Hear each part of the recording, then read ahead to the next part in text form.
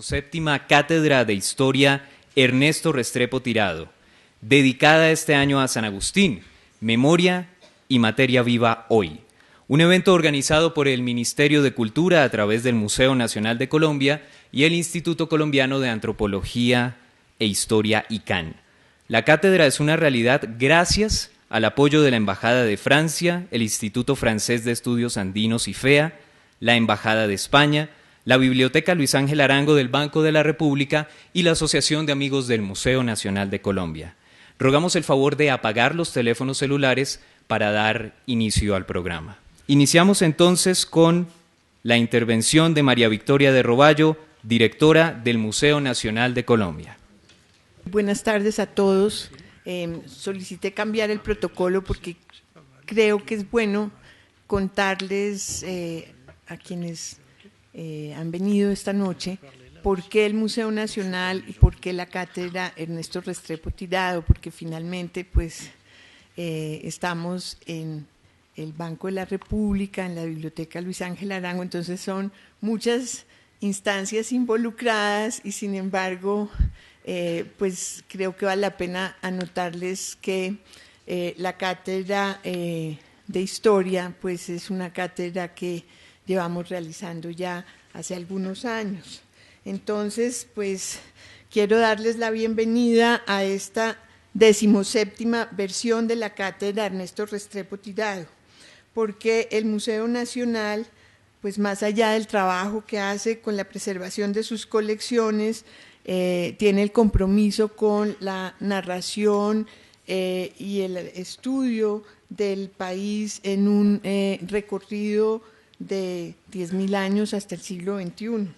Entonces, nosotros hemos querido complementar la tarea de preservación de las colecciones y del patrimonio que nos ha sido entregado para custodiar con actividades complementarias de estudio y de análisis de la realidad contemporánea, de la historia a través del tiempo. Por eso, en 1996 se creó esta cátedra. Así que pretendemos tener un vínculo entre la academia, el estudio de la historia, las ciencias sociales y el trabajo nuestro del museo para transmitir y generar en nuestros públicos pues, un sentido mayor de la apropiación de la historia y de los estudios sobre el país. Nosotros hemos decidido que esta cátedra se llevara el nombre de Ernesto Restrepo Tirado, quien fue un director del Museo Nacional de Colombia hacia los años 20 y que desarrolló una tarea muy importante en términos no solo del incremento de sus colecciones, sino que aportó muchísimo al desarrollo del museo como historiador y por eso pues, le hemos querido rendir este homenaje con esta cátedra que, como les decía, llega este año a su 17ª versión. Normalmente la cátedra de Historia, el museo la desarrolla en colaboración con entidades académicas, con centros de estudios de las universidades, varias veces, esta no es la primera, con el Instituto Colombiano de Antropología e Historia, con quienes ya tenemos una larga experiencia y de hecho, pues somos hermanos, trabajamos juntos, preservamos en el museo las colecciones que son, pues son las colecciones que el ICANN por ley debe manejar, investigar, pero que en el museo tratamos de poner a disposición del público. Entonces, en este año declarado por el Gobierno Nacional como el Año de la Cultura Agustiniana, pensamos qué mejor sería que el tema de la cátedra de historia fuera el tema de la cultura agustiniana, vuelvo a decir. Entonces, por eso esta se hace como complemento, incluso como una de las actividades principales del desarrollo de nuestro proyecto de exposición, que es hoy el silencio de los ídolos, una evocación de la estatuaria agustiniana.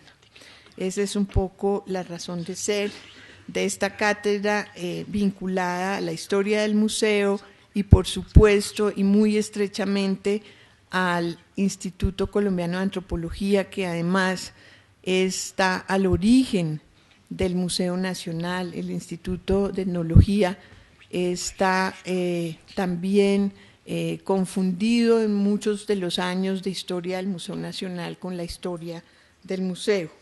Por eso quiero saludar muy especialmente la presencia del doctor Fabián Sanabria, director del Instituto Colombiano de Antropología e Historia, quien pues es la entidad realmente organizadora con nosotros de este evento, del profesor Héctor Llanos, curador de la exposición y coordinador académico de la cátedra, del profesor Marc Auger, conferencista, quien esta noche nos hablará del tiempo en ruinas.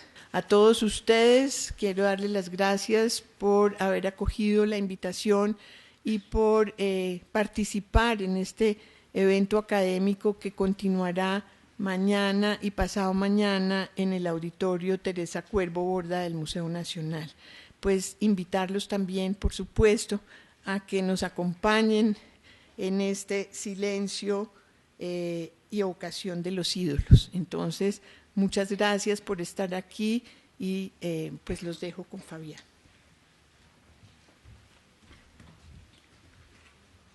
Doctora María Victoria de Roballo, profesor Héctor Llanos Vargas, coordinador académico de la Cátedra Ernesto Restrepo Tirado este año, que ha asumido el título de San Agustín, Materia y Memoria Viva Hoy, profesor Marc Auger, expresidente de la Escuela de Altos Estudios en Ciencias Sociales de París, doctora Gloria Mora, doctora Paulina Alcocer, invitados internacionales y nacionales a la cátedra, asistentes todos a este evento. Hace un tiempo, ya largo, el sucesor de la cátedra de Sociología en el Colegio de Francia, Maurice Albax, hablaba de la memoria que se le negaba a la materia, y él protestaba un poco señalando cómo a la condición obrera se le negaba la memoria, y él quería que hubiese una relación directa entre materia y memoria, memoria y materia. Cuando seleccionamos un título para este seminario internacional con motivo de la cátedra Ernesto Restrepo Tirado, veíamos cómo efectivamente donde mejor se concentra la memoria es en el cuerpo, y en este caso en esa piedra viva, en esa piedra escrita, como diría el profesor titular de la Cátedra de la Función Poética, hoy también retirado del Colegio de Francia, Yves Bonnefoy. Ustedes tienen al final de su pasaporte de la exposición, que forma parte de los eventos que se han enrutado para conmemorar el año de la cultura agustiniana, un verso que sintetiza no solamente la experiencia que el curador de la exposición y guionista, el museógrafo Carlos Betancourt y el videógrafo Zahi Shalem han querido plasmar, llamándola El silencio de los ídolos, una evocación de la estatuaria agustiniana, sino que al mismo tiempo guarda esa relación entre materia y memoria, memoria y materia, jugando quizá también con las proposiciones de Henri Bergson, otro también teórico de la memoria, pero al mismo tiempo que señalaba la idea de un elán vital, de algo que conduce y que hila y que liga estos dos elementos. Yves Bonnefoy escribe por allá en 1950 y de una manera curiosa también, tratando de ver de dónde salió ese versito, él había de algún modo visitado o se había enterado de San Agustín. Y cuando él escribe el movimiento y la inmovilidad de Douve, que genera una revolución poética en el campo que él justamente está incursionando, tratando de superar la idea de los surrealistas, de un algo que no se puede decir completamente porque está ahí y es sumamente misterioso, pues evidentemente nos dejó ese pequeño verso que ha sido traducido y que creo que viene muy a colación esta noche.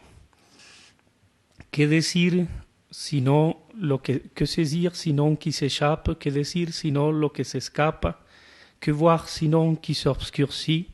¿Qué ver sino lo que oscurece? ¿Qué désirer sinon qui meurt?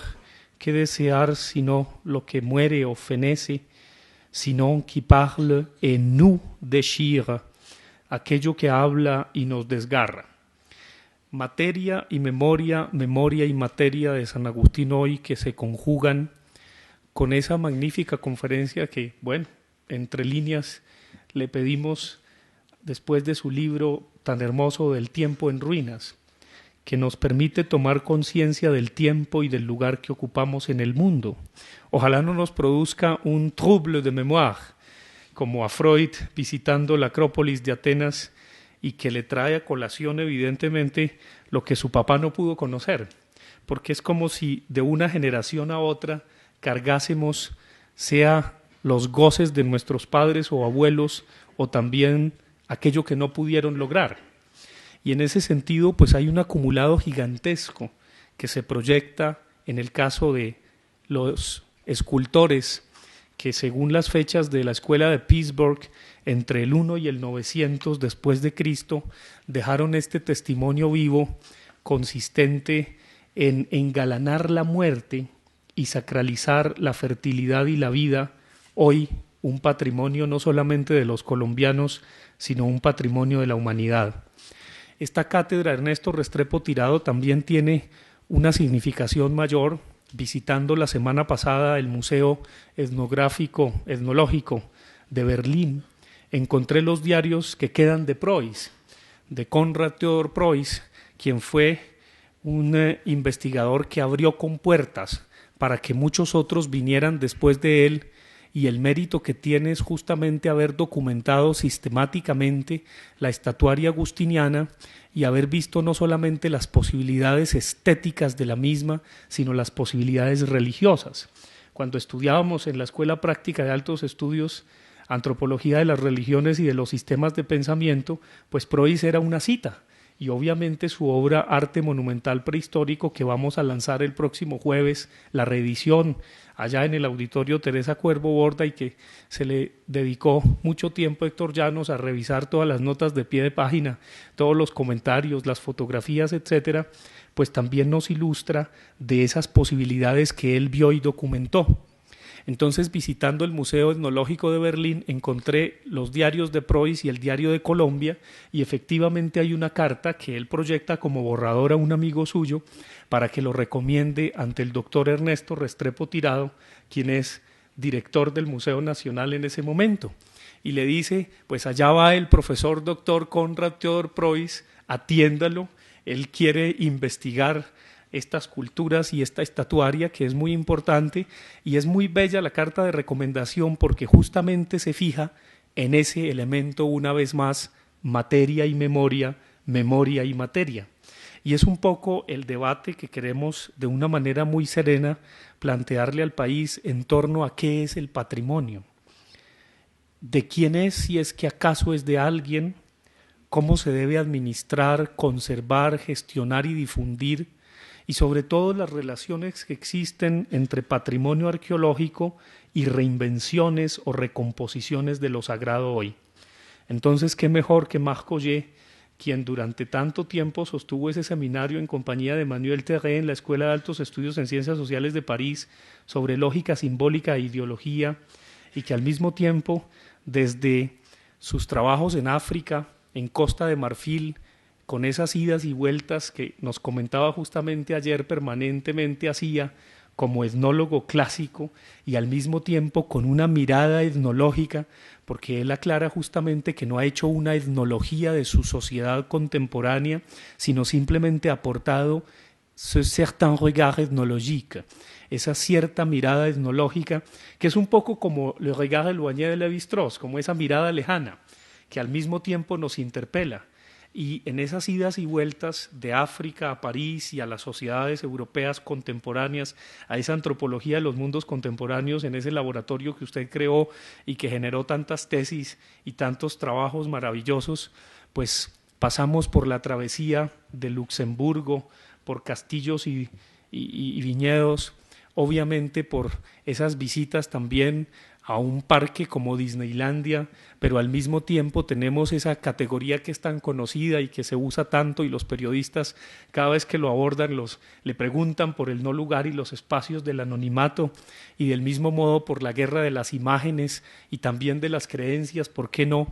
En un mundo donde quizá estamos atrapados en la ficción, con la diferencia de que no sabemos quién es el sujeto que dice la ficción. Quizá nos envuelve tanto y nos engloba tanto que no tenemos la distancia suficiente para saber quién dice qué ni desde dónde, hasta por supuesto aterrizar en sus obras mucho más contemporáneas que vuelven, cosa curiosa, a ese sentido de los otros y claro está, a esa impresión y a esas sensaciones que se tienen, como en el caso de San Agustín, el paganismo, esa experiencia existencial en donde sin duda hay que volver a la tierra y bueno, si los ídolos, que por supuesto eran entre comillas y queríamos reivindicar, y es un poco lo que creemos que ha hecho la arqueología, ponerlo en el mismo nivel de la concepción unívoca del mundo, pues no pudieron tener carta de ciudadanía, queda al menos el pasaporte que nos recuerda la deuda perenne que tenemos con el campo y con la agricultura y con el agua, y bueno, creo que esta vocación dirá mucho, y esperamos que en Colombia pues también nos sacuda o por lo menos también pase como esas figuras de piedra que no solamente nos aplastan por su peso, sino que también nos iluminan. Bienvenido una vez más, Collé, es un honor y un placer tenerlo aquí entre nosotros y bueno, lo escuchamos y a todos ustedes muchas gracias por acompañarnos esta noche. Continuaremos con la conferencia inaugural El tiempo en ruinas a cargo de Marc Augé, expresidente de la Escuela de Altos Estudios en Ciencias Sociales de París. Recuerden que, si tienen alguna duda, está este formato para que diligencien las preguntas porque únicamente se van a recibir por escrito. Marc Augé es uno de los pensadores más lúcidos de nuestro tiempo por atreverse a movilizar la antropología en las sociedades contemporáneas con los mismos métodos empleados por la etnología clásica, reconociendo un cambio indiscutible en el mundo y sus objetos. Como profesor de la Escuela de Altos Estudios en Ciencias Sociales de París, ha impartido clases de antropología y etnología, dictando durante décadas el seminario de Lógica, Simbólica e Ideología, y creando el Laboratorio de Antropología de los Mundos Contemporáneos hasta ser su presidente entre 1985 y 1995. También ha sido responsable y director de diferentes investigaciones y revistas especializadas en el Centro Nacional para la Investigación Científica y en su obra se destacan los conceptos de sobremodernidad y no lugar, construidos a partir de una reflexión sobre las identidades de los individuos y grupos en función de su relación con los lugares cotidianos y la presencia de la tecnología en el mundo. Entre sus principales libros traducidos al español se destacan, entre otros, La Comunidad Ilusoria en 2010, Por una antología de la movilidad en 2007, Diario de Guerra, El mundo después del 11 de septiembre en 2002 y 3 publicaciones en 1998, Dios como objeto, La guerra de los sueños, ejercicios de etnoficción, El viajero subterráneo, un etnólogo en el metro y antes de incursionar, por supuesto, en el campo de la literatura. Le damos la bienvenida entonces a Marc Augé.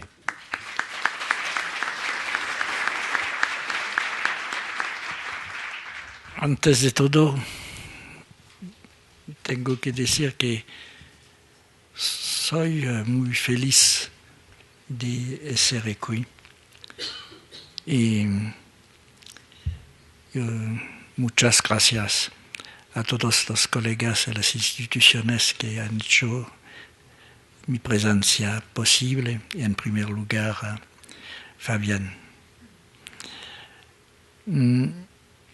Hablaré del tiempo en ruinas y más precisamente de las ruinas entre historia, memoria y tiempo puro.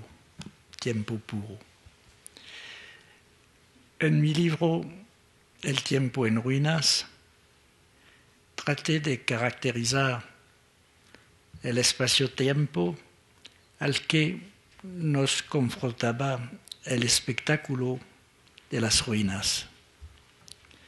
Pero, evidentemente, hay varias formas posibles de experimentar ese espacio-tiempo. El espectáculo de las ruinas puede inspirar sentimientos distintos a diferentes espectadores. Pueden enviar o reenviar a un pasado común y simbolizar la unidad de un grupo o de una nación. Las ruinas pueden entrar eventualmente en la creación de un gran mito colectivo, como la traza objetiva sobre la cual puede construirse una memoria colectiva. La intervención de los arqueólogos es entonces decisiva, puesto que con frecuencia ellos deciden y tienen que decidir qué pasados quieren hacer surgir del suelo. Cuando las ruinas se encuentran sobre otras ruinas, que es un caso frecuente,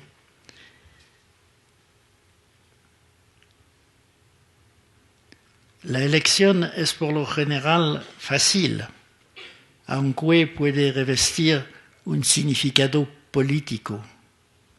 Así, Mussolini optó por destacar en la capital de Italia los elementos de la Roma imperial que constituyen, aún hoy en día, la principal atracción de la vía de los foros imperiales, de la Plaza Venezia al Coliseo, a costa de otros elementos de la Roma medieval, por ejemplo.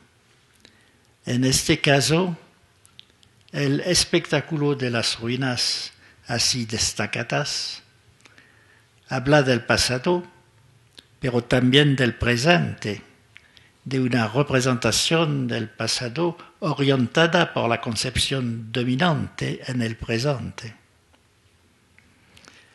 Las ruinas se integran a un paisaje ampliado. Pueden constituir el corazón del centro histórico con monumentos recientes o más recientes. Aisladas o no, se convierten frecuentemente en objeto de atracción para los turistas. Cabe preguntar cuál es el secreto de la fascinación que ellas ejercen sobre un público variado, que no está necesariamente ligado a esas ruinas por un sentimiento, así fuese ilusorio, de origen común o de historia compartida. Esta situación se puede analizar, a su vez, desde dos perspectivas diferentes. Remite, ante todo, a la organización del turismo mundial. En el siglo XIX, los vástagos de la burguesía europea más acomodada visitaban los sitios más significativos de los lugares de donde provenían sus ancestros más remotos, en Italia o en Grecia. El espectáculo de las ruinas de la antigüedad clásica hacía parte de la formación de la élite cultural europea. Hoy, las clases medias de los países desarrollados y las clases más favorecidas de los países emergentes pueden permitirse recorrer el mundo como turistas. Las ruinas y los sitios arqueológicos de todos los continentes constituyen uno de sus destinos. Grecia e Italia, por supuesto, pero también, sin criterio preciso, Egipto, Camboya o México, entre otros. Se consume turismo como cualquier otro producto, lo que permite descubrir tanto la antigüedad de las implantaciones humanas en las diversas regiones del planeta, como nuestra nueva capacidad para recorrerlas rápidamente e inventariarlas. ¿Qué van a buscar hoy los chinos en el Coliseo o los italianos en la muralla de China? Buscan novedad. Nuevo, doblemente nuevo, puesto que implica un desplazamiento simultáneo en el tiempo y en el espacio. Pero, al hacerlo, experimentan también de manera concreta el cambio de escala que surge en la historia de la humanidad. Y esto es muy importante. Descubren, desplazándose físicamente, lo que conocían solamente a través de la imagen. Tienen, ante todo, una experiencia de realidad. Hoy se vean cada vez con mayor frecuencia tentados a captar imágenes y a poner una pantalla entre lo real y ellos. Abordemos la segunda perspectiva. ¿Qué le inspira a un individuo la traza o la huella de una civilización desaparecida? Uno piensa en Freud y en el trastorno de la memoria en la Acrópolis, que le describe en una carta a Romain Rolland. Así, todo esto existía realmente tal como lo habíamos estudiado en la escuela. Freud parece pensar por un momento que no creía niño en la existencia de los que les contaban en la escuela. Luego pone en duda esa duda y ese recuerdo. De lo que él dudaba, reconoce finalmente, era más bien tener un día la posibilidad de ver Atenas y la Acrópolis con sus propios ojos, no de la existencia de estos lugares. Y es sobre este trastorno de la memoria sobre lo que se interroga. Posiblemente los Freud de mañana tendrán, para repetir la experiencia de este trastorno de la memoria, que entrar en órbita alrededor de la Tierra, nueva forma de turismo que pronto se pondrá de moda, para contemplar de un solo vistazo el planeta entero como paisaje. Tendrán así como Freud el sentimiento de no poder creerlo, es demasiado hermoso para ser verdad, y la certeza vagamente culpable de haber ido más allá que sus padres. Pero el trastorno de la memoria de Freud tenía probablemente que ver ante todo, aunque él no le diga, precisamente, con el espectáculo de las ruinas en tanto que tales, es decir, con una percepción particular del tiempo. Las ruinas añaden a la naturaleza de la que emergen algo que no es propiamente dicho histórico. Ellas no reproducen integralmente ningún periodo histórico, pero que es incontestablemente temporal. No siempre se sabe para qué servían esas ruinas antes de volverse ruinas. Fragmentos aislados de un pasado dislocado, incluso cuando aún no han completamente regresado a la naturaleza, como decía Camus a propósito de las ruinas de Tipasa en Argelia. Entre las funcionalidades perdidas del pasado y la evidencia masiva de un paisaje en el que la naturaleza invade progresivamente los restos materiales de una cultura, que componen así un cuadro original e inédito, una obra sin precedentes y sin autor. Lo que percibe ante todo el individuo aislado, pero atento a sus emociones, es la presencia invisible y sin embargo manifiesta del tiempo puro. El tiempo puro es el tiempo cuya presencia es sensible a toda conciencia singular, pero que permanece fuera de la historia. Es un tiempo que contiene y transmite una forma de testimonio humano y, en esa medida, es un tiempo social, pero que es irreductible a toda definición histórica o institucional.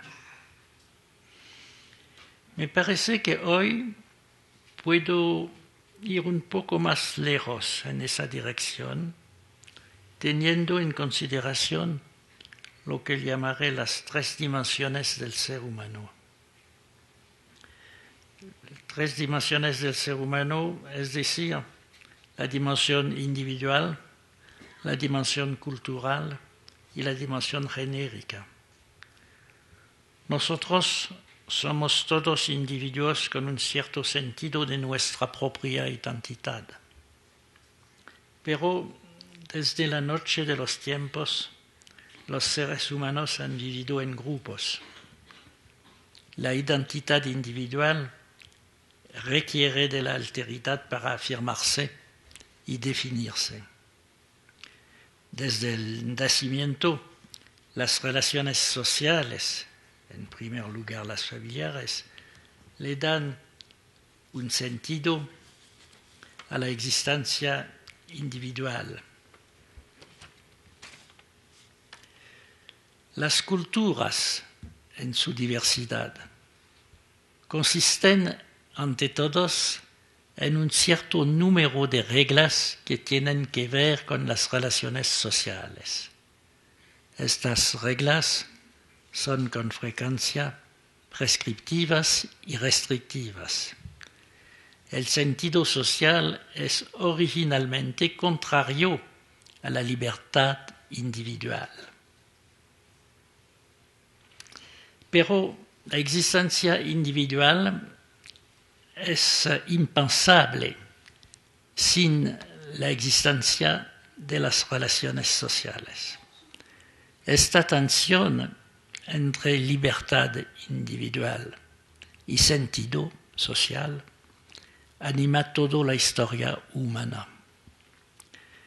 El progreso pasa por el reconocimiento de la tercera dimensión del hombre, la dimensión genérica. Todo hombre, todo el hombre, escribió Sartre.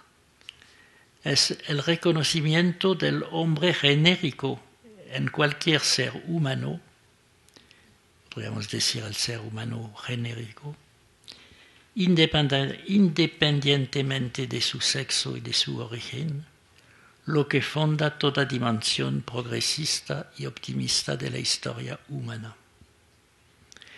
Cuando Neil Armstrong puso un pie en la Luna, lo primero que pensamos no fue un estadounidense caminó sobre la Luna, sino el hombre caminó sobre la Luna. Hay raras circunstancias en las que pensamos en el hombre en su definición genérica, o si se quiere universal, la que trasciende los límites de las culturas.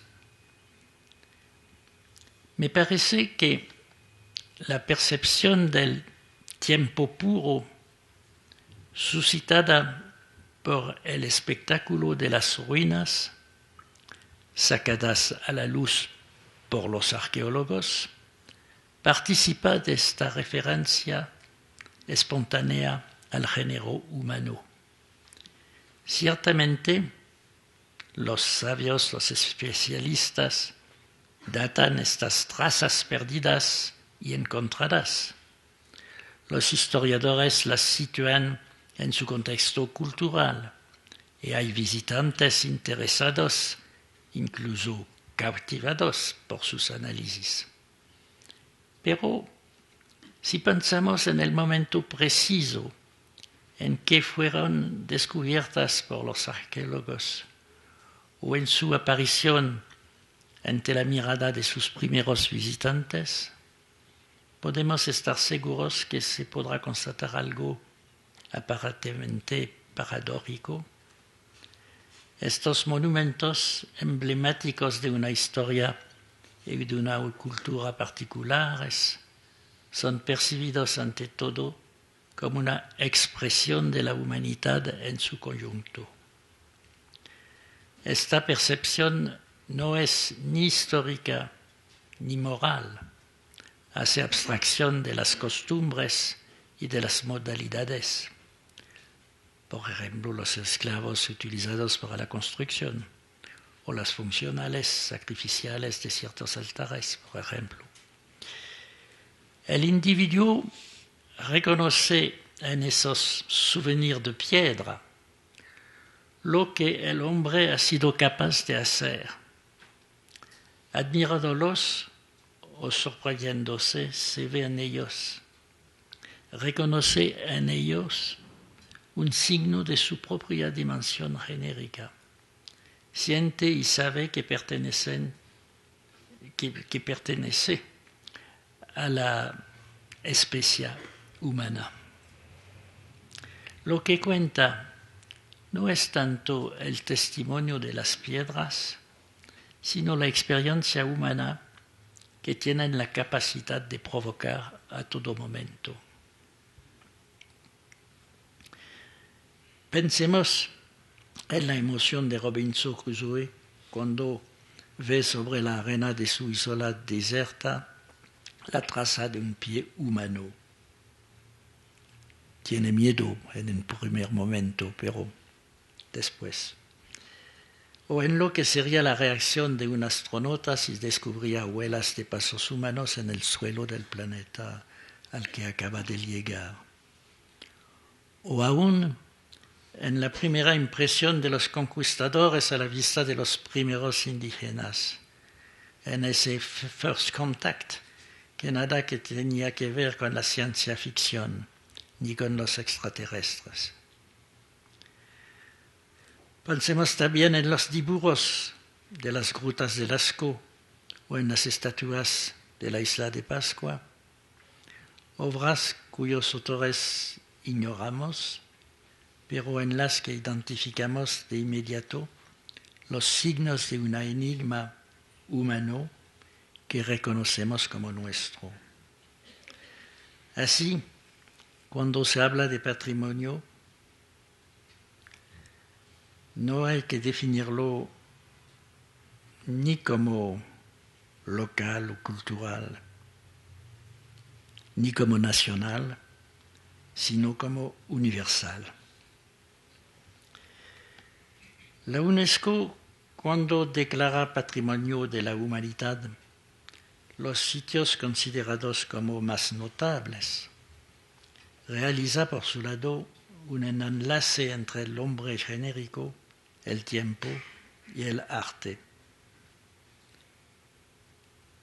Debo decir, por lo tanto, que su misión general de inventariar, de seleccionar y de clasificar tiene algo de testamentario, algo así como si nos dispusiéramos a suministrar una guía de lo que tenemos de más interesantes a los turistas extraterrestres de mañana. Me parece que en la época de la globalización económica y tecnológica, la investigación arqueológica reviste una importancia fundamental, no solamente a escala local, por lo que puede aportar como información, sino sobre todo por la ocasión que les suministra a los humanos de realizar una experiencia antropológica del tiempo.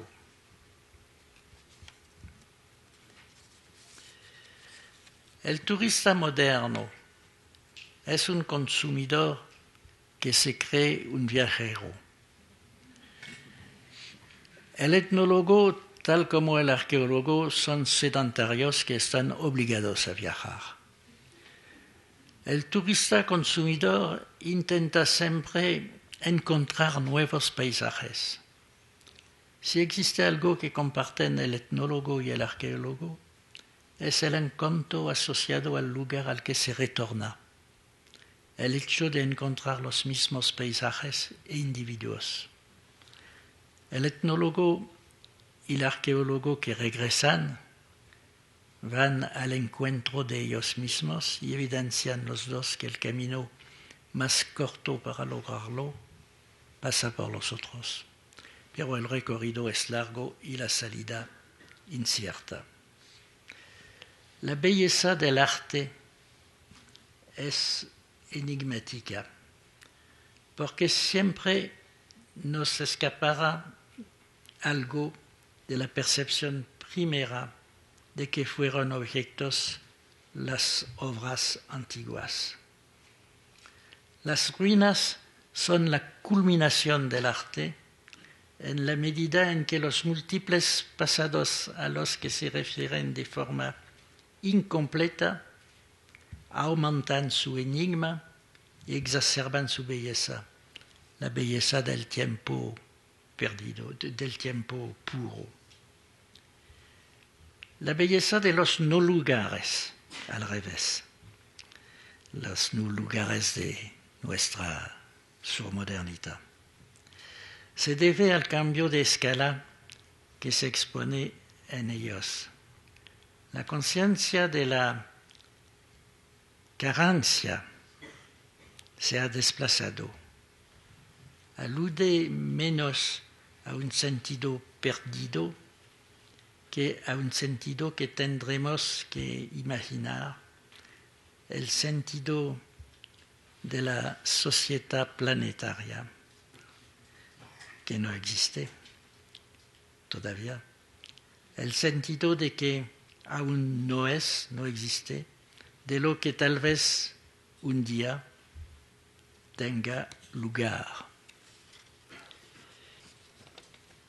Hoy nos vemos fácilmente alienados por la ilusión de la instantaneidad y de la ubicuidad, expresión del culto a la imagen a la que tenemos tendencia a sacrificarle todo. Ahora, con mayor razón, resulta invaluable todo esfuerzo para reflexionar sobre las relaciones entre tiempo e historia de una parte y para distinguir lo global de lo universal por otra.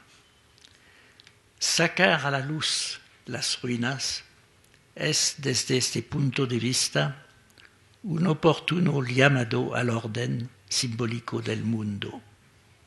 Siempre tenemos necesidad del tiempo y del espacio para controlar la tensión entre sentido colectivo y libertad individual de la que procede la historia enigmática de la humanidad, que es la de todos en general y la de cada uno en particular.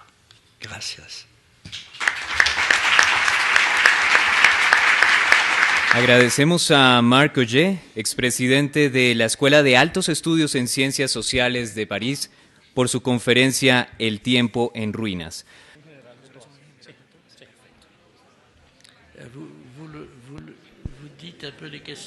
Muy bien, a continuación Marc Augé va a dar respuesta a las preguntas de ustedes. Sí, es muy difícil.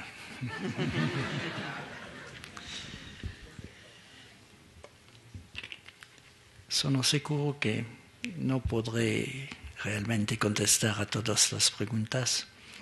Intentaré de proponer cualquier remarcas a propósito de esos temas. Sur les FARC, c'était quoi la question?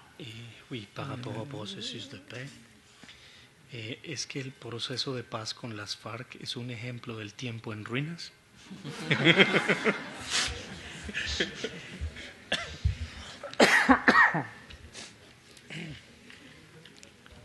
No puedo contestar.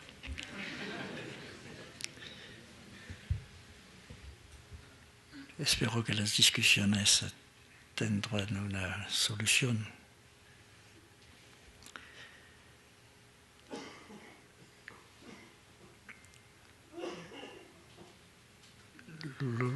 L'autre, c'est quoi déjà? Les ruines comme quelque chose de fondamental, de primordial.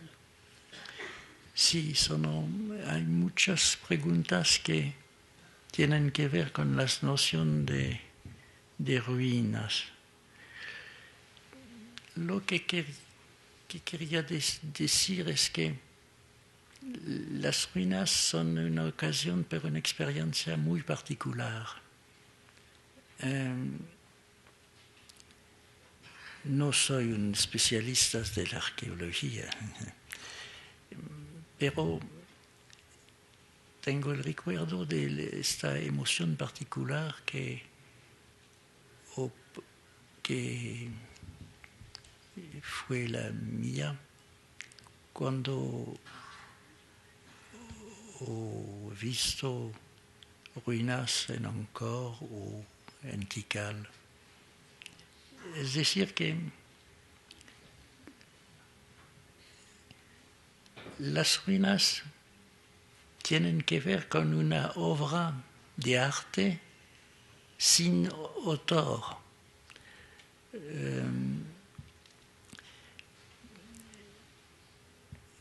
Tenemos una impresión de belleza, pero es una provocación. ¿Qué es la belleza? Cuando digamos que una obra es bella, ¿qué digamos? Contestaré evocando un aspecto del cual he hablado rápidamente, que es la conciencia de la carencia o de la falta. ¿Por qué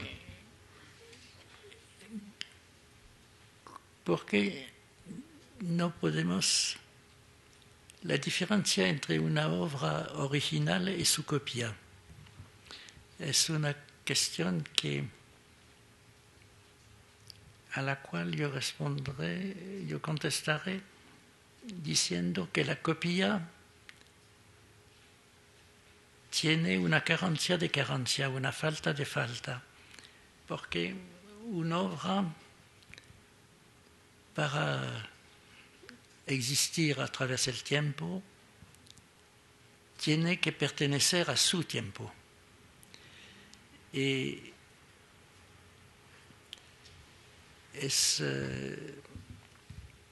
si pertenece fuertemente a su tiempo, tiene una suerte y una chance de sobrevivir. Mientras que la copia no tiene sentido.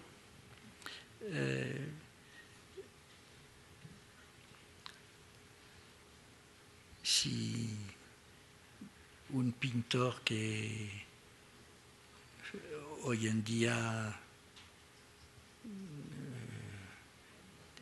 intentaría de hacer su pintura como Rubens, no es posible. Mientras que las obras de Rubens son apreciadas. Es decir, que puede ser que es esta conciencia de la falta o de la carencia que es una de las orígenes del sentimiento del arte y de la belleza. En esta medida, las ruinas son obras que tienen una carencia de historia, porque este espectáculo que tenemos abajo los ojos cuando estamos frente a tal o tal monumentos perdido del monumento,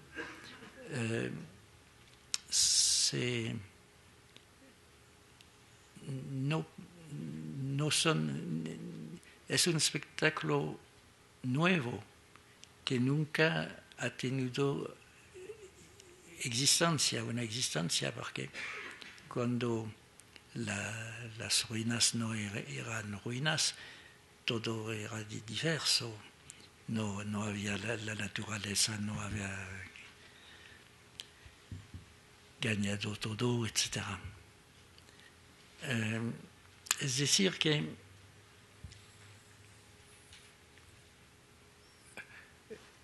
mi reflexión sobre las ruinas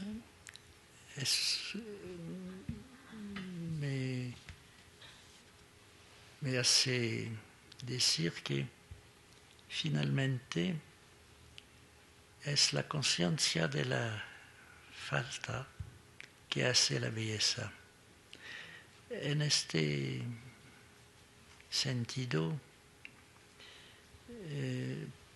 podría intentar contestar a diversas cuestiones, preguntas, haciendo alusión a la misma constatación. Este tema tiene que ver también con el tema del tiempo puro y del arte.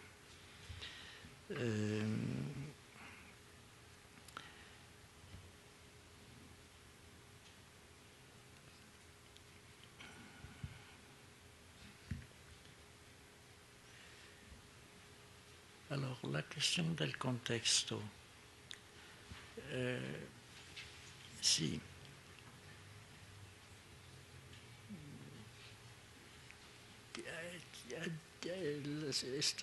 Este tema del contexto es un tema que tiene unos aspectos diversos. Se puede hablar del museo de manera general. En un museo no hay contexto sino el contexto del museo, que puede crear contextos artificialmente, pero es el contexto del museo, es el museo. La pregunta es el museo necesario, útil o no?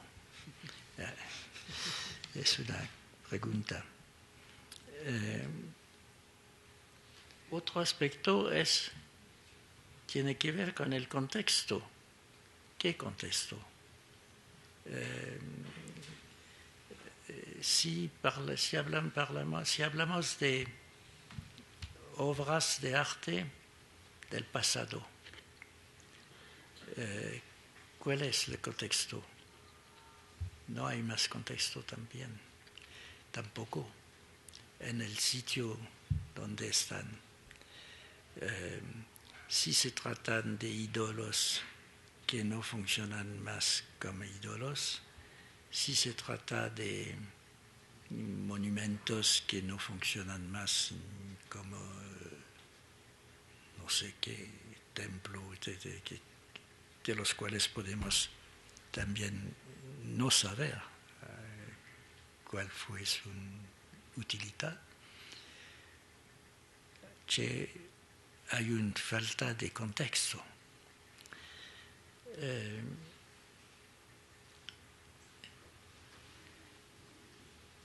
Y en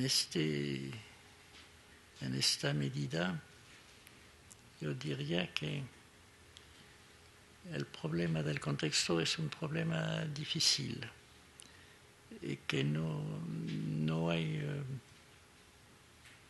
es fácil contestar.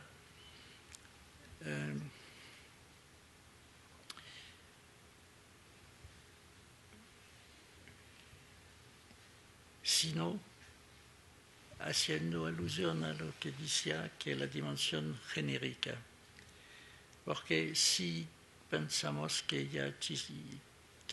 hay obras que son bellas, incluso con esta definición de la belleza a partir de la carencia de contexto histórico, pertenecen a la humanidad en general. No veo por qué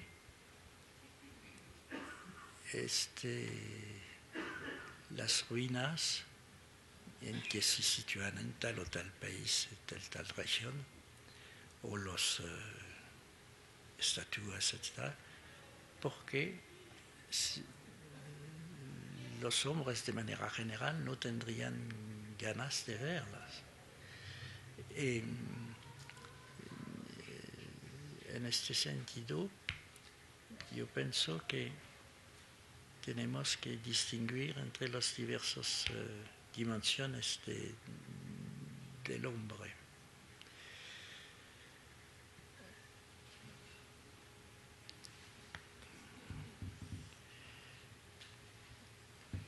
Respecto a la arquitectura, la pregunta tenía que ver con Architecture et mémoire. Architecture et mémoire. Et mémoire. L'architectura e la memoria. Yo haré alusión a la definición de la modernidad según Baudelaire. Baudelaire, cuando mira París en los tableaux parisiens, habla de las chimeneas de las fábricas y de los campaniles de las iglesias. Sí. Las torres. Sí. Y ve que se mezclan en el paisaje moderno de París. Y es una cosa, eso es la belleza de la ciudad para Baudelaire, esta mezcla de las historias y de los estilos,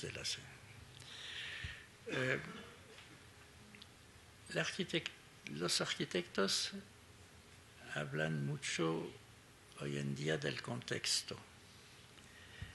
pero es una cuestión difícil y de la cual hablan con una cierta mala fe de vez en cuando. Porque si se habla del contexto, en otro sentido que a propósito de las obras de arte de la cual hablábamos, es decir, es el contexto inmediato.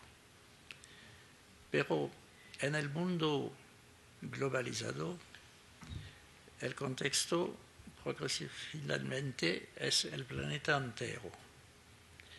Es la razón por la cual los grandes arquitectos trabajan indiferentemente en New York, Chicago, Abu Dhabi, São Paulo, etc. Que no son muchos los arquitectos dichos grandes. Y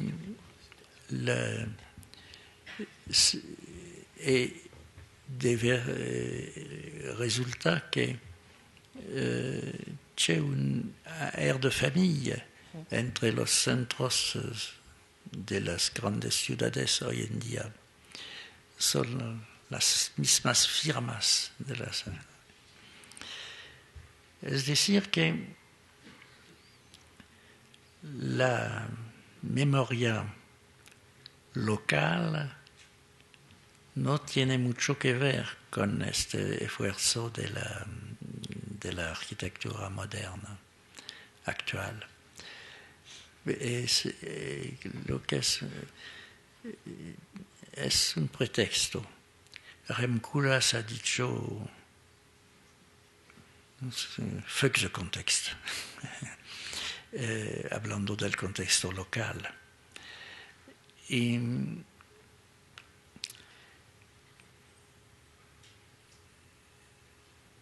se trata hoy en día de una arquitectura sin memoria.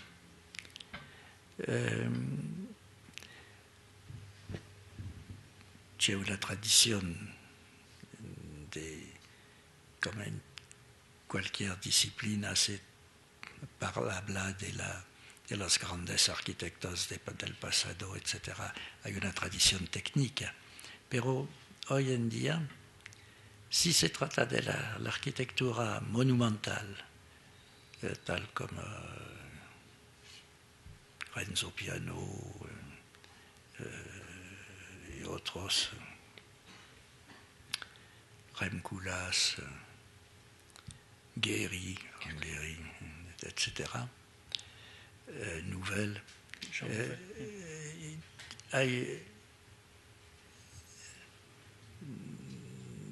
no hay ni memoria larga, ni contexto local.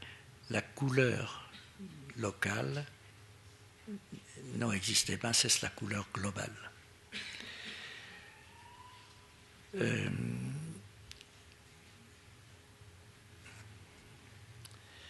Respecto a lo que piensa un hombre que debarca sobre Mars,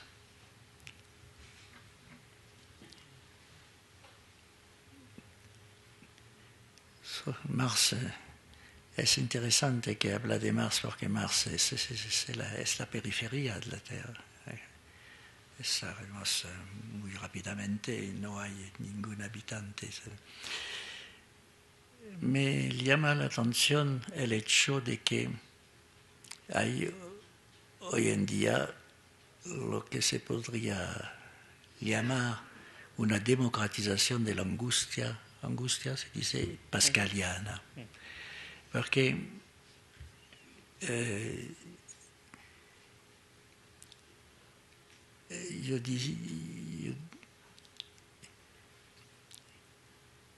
son millardes de sistemas solares en nuestra galaxia y hay millardes de galaxias en el dicho universo.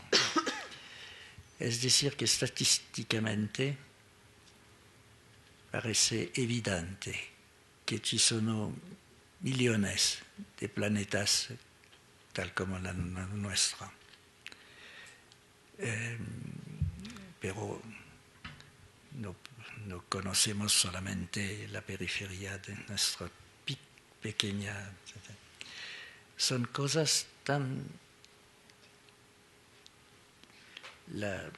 La imaginación no puede concebir esto.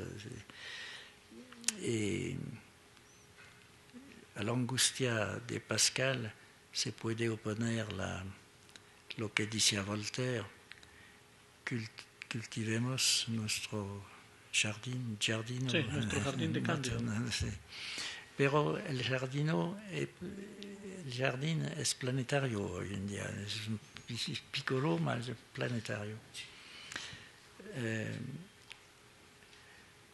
Creo que es la primera vuelta que tendremos un signo de una presencia consciente y vivante sobre otros planetas.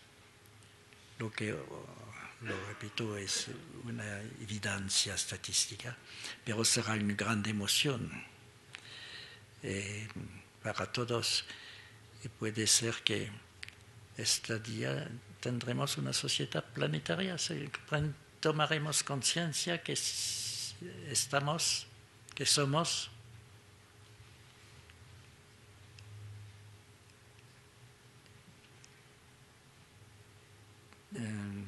habitantes de la Tierra, del planeta Tierra.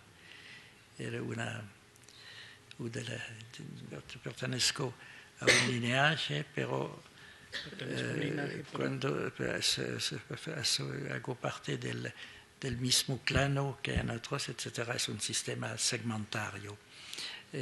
Cuando tendremos la evidencia de otros seres vivientes y conscientes, es posible que finalmente tendremos conciencia de ser, de pertenecer a la misma Tierra.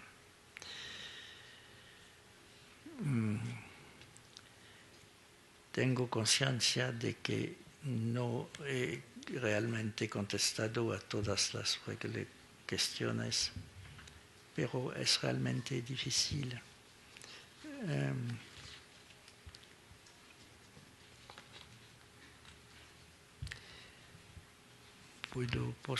Puedo resumir mi punto de vista para concluir. No soy pesimista. Es decir, que pienso que la historia no se acabó, pero la historia va a continuar. Es decir, que tendremos... La historia nunca ha estado una historia tranquila y pacífica. Tendremos que vivir la violencia, tendremos que vivir las contradicciones de los seres humanos, porque la historia no se acabó.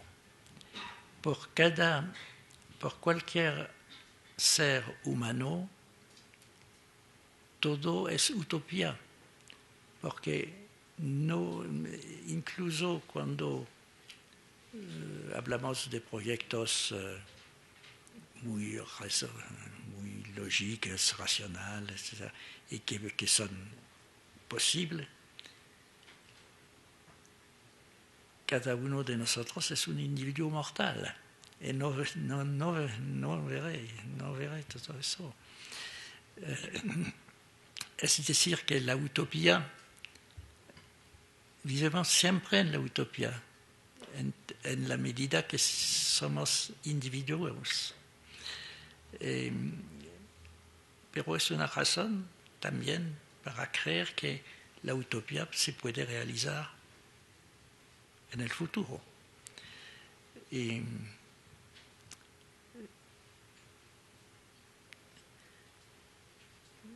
cuando hablamos de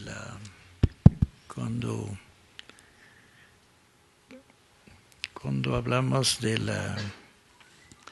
las ruinas y del tiempo puro,